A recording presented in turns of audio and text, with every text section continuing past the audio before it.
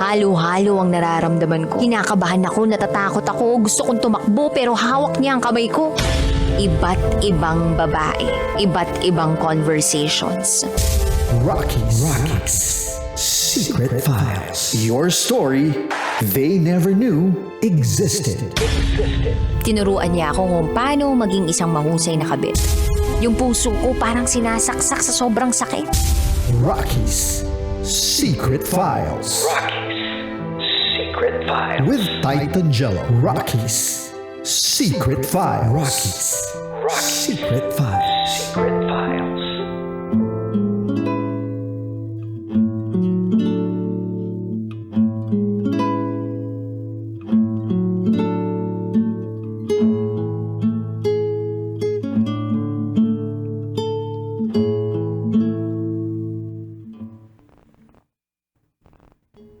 Buti na lang, no? Nakawala na si Athena sa ganong klaseng lalaki. Tama, partner. Ang isang babaero talaga. Ba't napatawa ka?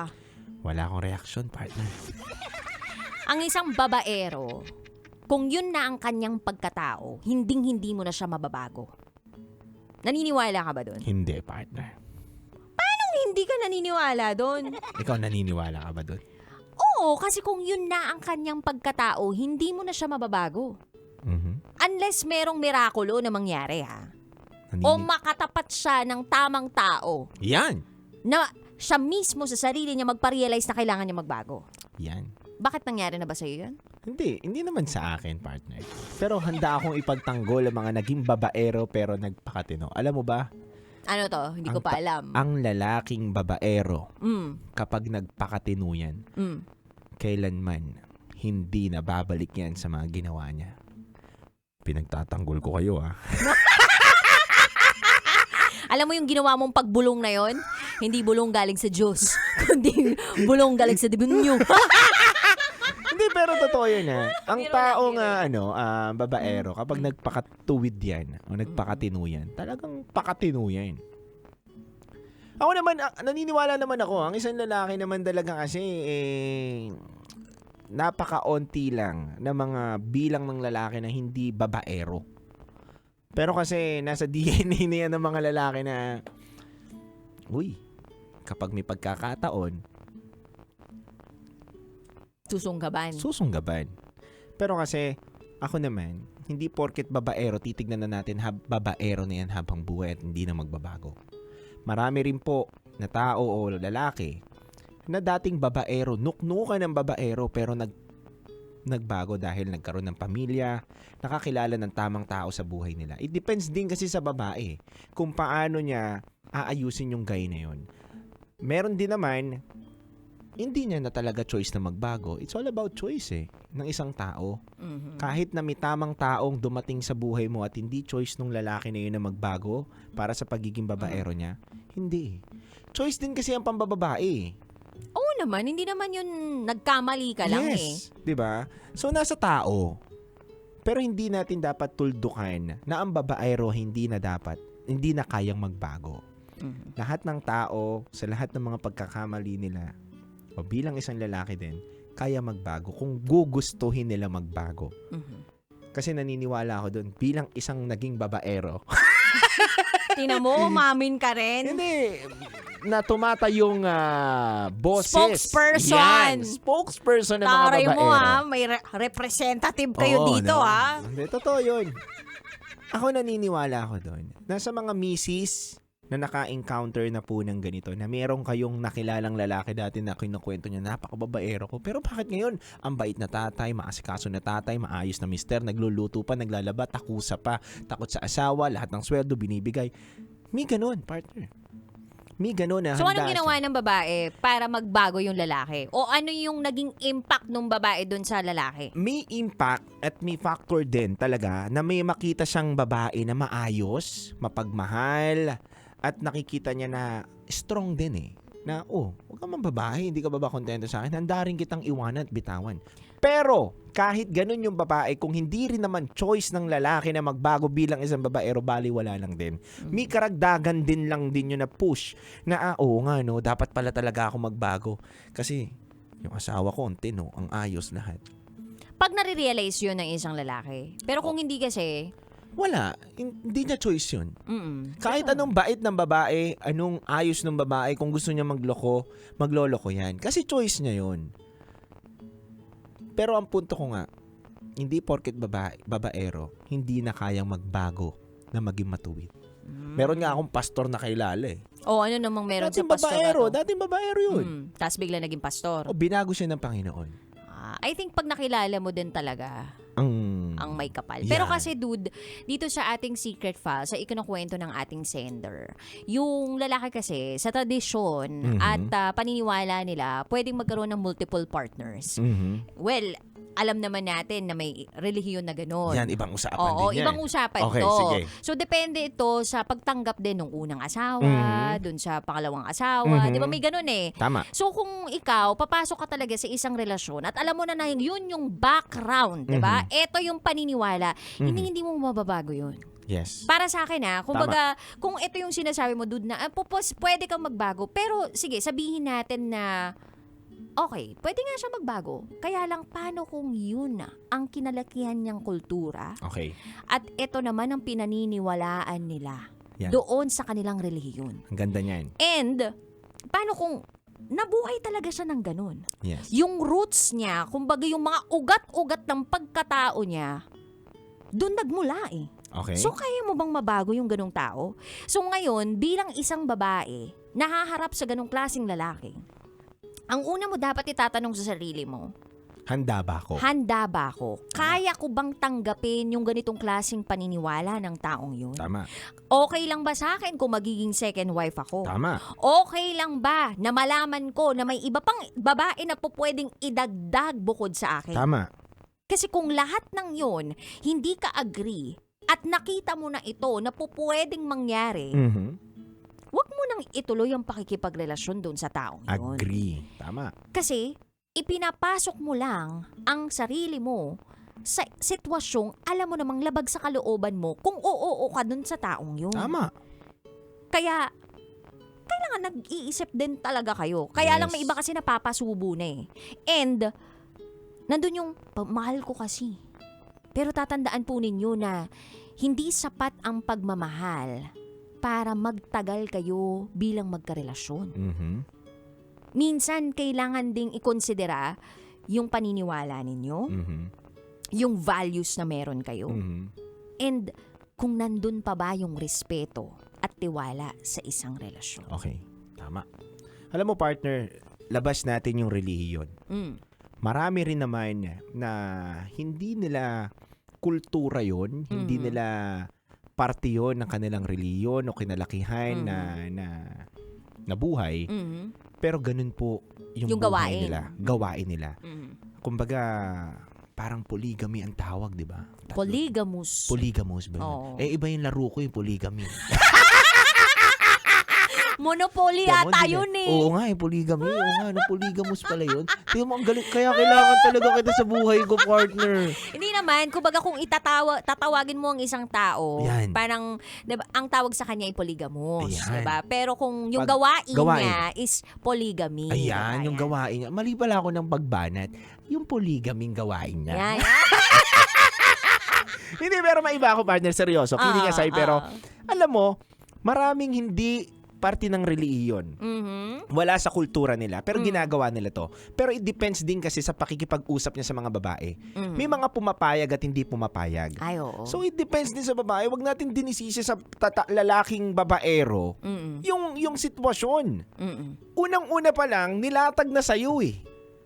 Alam mo, hindi Ito klaro kasi kung nilatag o hindi. Oo, pero dapat alamin mo, kilalanin mo ang isang tao, hindi ka pasok ng pasok sa buhay niya. Kung ayaw mo masaktan, ayaw mo maloko, dapat marunong ka rin mag-background check diyan. Hindi naman porket okay. Pure yung intention ko, nagmamahal ako eh. Minsan kasi sa pagiging ignorante natin o hindi natin pagpa-background check dahil nga, mahal ko te. Oh, yan. Ano nangyari sa'yo? Nasaktan ka. Alam mo, maganda din na tingnan din natin yung background nitong secret file sender. She is a single mother. 'Di ba? Normally, ang isang single mother... Magtitiwala na lang? Hindi. Ang isang single mother, nag-aantay talaga ng tao na tatanggapin sila ng buong buo. Yes. At merong mga lalaki na katulad ng damulag na to, 'di ba? Yun yung pangalan Damulag! Bakit kasi hindi natin sinasabi yung pangalan ng Damulag? Yari ka sa akin, inubos mo yung sopa ko, Nobita! Ako si Damulag! Bagay sa'yo. Yes, ganito yung boses nun. Pero ayun na nga. So, parang sa parteng yun, dude, etong si Damulag naman kasi, nung piniresenta niya yung sarili niya, okay siya Tanggap kita, tanggap ko yung anak mo dun sa unang asawa o dun sa unang lalaki sa buhay mo. Tanggap kita, bubuo tayo ng pangarap na ganito ganyan. Tayo ang magsasama habang buhay, pakakasalan kita, mag-abroad, ganyan. Yun yung mga wordings And ako naman, ang naisip ko dito, sa isang single mother, and kahit sinong nagmamahal na nasa vulnerable state, okay. o sabihin na natin na parang emosyonal, diba? Doon sa mga pagkakataon ng buhay nila na parang pakiramdam nila gustong-gusto at kailangan nila ng kalinga. Pag may dumating na tao na kahit hindi siya tamang tao para sa'yo, iisipin mo na ito na yung tamang tao para sa'yo. Dahil siya yung dumating sa tamang pagkakataon na kung saan nandun ka sa vulnerable state ng buhay mo. Okay. Kaya ngayon, ang pagtanggap mo dun sa taong yun, yung idea mo dun sa taong yun, panghabang buhay ko itong makakasama. Long term. Oo. Kaya, dude, hindi rin naman natin masisisi yung mga single mothers out there na tanggapin yung mga ganong klaseng lalaki kasi pinangakuan sila And, siguro, na-establish nga na okay silang tao. Pero yun nga, tama din naman yung sinasabi mo kanina na mag-background check kayo. Yes, tapik to sa mga single mother din. Alam ko kasi ang mga single mother, matatalino na yan Sharp na yan, wise na yan. Kumbaga, sa mga pinagdaanan nila, talaga nagba-background check na yan. Naging error na nila yung mga bagay na to. Kaya mas sana mas maging matibay sila. Hindi dahil maging madali sila magbukas ng pintuan dahil nga nandoon sila sa baka wala na magmahal sa akin dahil single mother na ako. Actually, Hindi. isa yan sa mga parte na mga naibabahagi sa atin paminsan na parang baka wala na magmahal sa akin. Ito na lang yung taong pwedeng magmahal sa akin. Kahit binatang katulad ko, pwedeng magmahal ng katulad mong single mother. Wow! Iba yung pasok mo doon, Titan Jello. Ang lupit mo! Diba? Hindi totoo yun. Ang mga single mother, wag po natin silang tignan. Nakabawasan po ang pagiging ina nila sa pagiging babae nila. Bagkus kung talagang nagmamahal ka, hindi mo po titignan yung estado ng isang tao. Titignan mo yung puso, yung ugali ng isang tao. No matter what, kung single mother siya, di ba? Binata ka, hindi naman yun para maging bawas sa pagmamahal mo Kung talagang mahal mo yung tao, mahal mo yan. Kaya wag nyo pong titignan yung sarili ninyo na baka wala na magmahal. Kasi isa yun na nagiging factor or nagiging dahilan para magdesisyon ka agad. Magdesisyon ka kaagad Oo, tama. Diba, na mapunta ka dito kay Damulag. Na wala namang ibang ginawa Na walang ginawa kung man-chicks. Tapos yung pera pa na pinadadala mo, pinanchichicks lang pala. Ang sakit nun Diba? Pero kasi may mga tao rin na katulad ni Damulag na wag din natin i-blame o sisihin. Dahil nilatag nila yung barahan nila May iba na naglatag pero si Damulag. Dapat. Sigurado. Dapat nilalatag. Kayo mga babaero dyan. Nilalatag nyo dapat lahat ng mga chicks. Hindi, dapat nilalatag mo yung totoong nangyayari sa buhay mo. Kung gusto mo maging certified babaero talaga, kapalan mo na yung mukha mo. Hindi, totoo yun Kapalan mo yung mukha mo. Paliwanag mo dun sa babae na magiging bago mong babae. Na may dalawa na akong chicks. Ganito yung estado ng buhay ko. Isa akong driver. Nagpapadala ako dito ng 1.5 every month. 1.5 mo every month. Ikaw, payag ka ba 1.5 ka din every month? With kasamang gold mine rice. Tapos may top breed pa na ibibigay. Para sa doggy natin. Ganon. Taray, nung doggy nyo iba naman pala yung ginagawa nyo. Hindi, pero di ba? Kung pumayag ka doon, huwag kang magsisisi sa buhay na tinanggap mo. Sa palagay mo, may babaeng papayag doon na matino? Di ba? Kaya nga wala magiging babaero kung ang mga babaero ay naglalatag at nag-iisip din ng tama yung mga binobolo ng mga babaero na yan. Ngayon, kung hindi ka magba-background check at alam mo naman na ay, mga salita nito too good to be true. Parang hindi pa kami nakakarating ng langit, dinala na ako dun. Bibigay ko sa'yo to, yung mga pangakong daling mapako. Huwag ka maniwala basta-basta. Alam mo, ang tao naman alam ko lahat tayo matatalino. Minsan sadyang nagiging bulag lang tayo dahil bakit? Dahil nga napapangunahan tayo ng emosyon natin. Napapangunahan tayo ng mga desisyon natin na akala natin makakabuti sa atin. Tsaka tigil-tigilan siguro natin yung pag-asa na balang araw magbabago siya. Kasi tatandaan po ninyo, kung ano yung pinakita sa inyo sa umpisa, yun na rin siya hanggang dulo. Yun na yun. Oo. Although, pwede nga magbago, katulad ng sabi ni Titan Jello kanina, pero it takes a lot of time and parang introspection, kumbaga parang pag-iisip sa kanyang sarili at pagre-realize sa kanyang sarili na kailangan niya magbago. Pero hindi kayo na ibang taong makapagbabago doon sa isang tao. Sarili niya lang mismong makakapagbabago sa kanyang sarili. Tsaka case to case basis yan, partner ha. Merong mga babaero na ng babae lang dumaan lang sa mga babae. Pero hindi po yung nasa kultura na nila yung ganyan na 3 po yung asawa. Iba naman pong usapan kasi yan. 'Di ba? Yung 3 na po yung babae talaga niya. Iba rin naman po yung sumisegue lang ng chicks, ng girlfriend ng estudyanteng nasa university, gano'n, nagpapaaral. Yung mga nasasakay sa motor. Iba din po yun. Yung mga nasasakay sa sasakyan. Sasakay sa motor, sa sasakyan na kuya. Gumagarahe. Diretso na. Igilid mo muna po. Ayan. Yung mga ganun, di ba? Iba din yun. Oo naman. Pero babaero pa rin po kayo nun. Pero ito kasi yung kidamulag, nasa kultura, nasa relihiyon na po nila. At nasa pagkatao. Sabihin na natin nasa pagkatao, rooted na ito. Hindi mo na magagamot itong ganitong klaseng gawain ng isang tao. Mahirap po. Ang kailangan lang dyan, dapat makahanap siya ng taong papayag dun sa kondisyon niya, dun sa buhay na na ibibigay. And masaya na tayo para sa ating secret file sender na si Athena na nakawala na siya doon. Tama. Kasi kung hindi pa siya nakakawala doon, malamang marami pa siyang maririnig sa atin. Tama. Diba? Na bumitaw ka na dyan. Pero wala na siya doon. And buti na lang nagising siya. Kasi kung pinagpatuloy niya pa yan, ang dami pang perang masasayang. Tama. Eh di sana nakapagpatayo na talaga siya ng sarili niyang bahay, nabigyan niya ng bahay yung anak niya, yung mga ibang negosyo niya, siguro madami ng branches ngayon, yung ganun ba? And wala pong masama, no, na itigil na yung pakikipagrelasyon nyo sa isang taong matagal nyo nang pinagbigyan para magbago. Tama. Tsaka huwag kang gagasto sa lalaki. Ganun ba yun? Wag. Bakit? Hayaan mo magsilbi sa yung lalaki. Wow. Di totoo yun, partner ha. Red flag sa isang lalaki na nagkagastos ang babae sa kanya. Talaga ba? Oo, dapat hindi ganun. Dapat ang lalaki, kung gusto mo talaga at panindigan yung pagiging babaero mo, dapat panindigan mo. Magkaroon ka rin ng pera. Be a feminine. Oo. Ay, parang be feminine. Yan. Kumbaga, ilabas mo ang feminine energy mo. Yan. Kung ikaw ay isang babae. Oo. Hayaan mo na magpakalalaki ang isang lalaki. Oo, ganun. Alam nila dapat yung trabaho nila.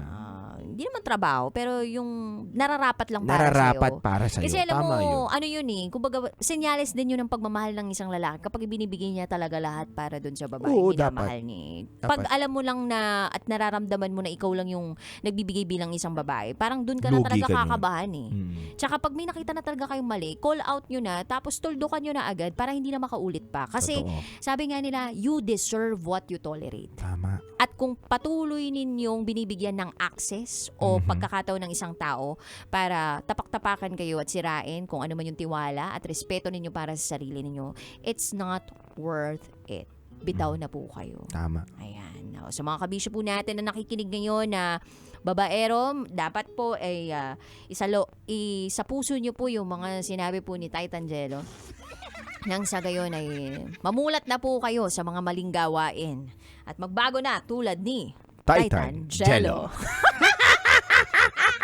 Anyway, kabisyo, if you wanna share secrets, share it to us, raketera@gmail.com. Kami po yung magbabalik para sa programang Top Secrets. Kasama pa rin ang Basta Princess DJ Raketera. At kasama nyo rin po ang titindig sa mga pinaglalaban ninyo. DJ Titangelo. At kayo ay nakatutok sa 90.7 Love Radio. Kailangan ba bang i-memorize yan? Basic. Metro's #1 Love Radio. Basic!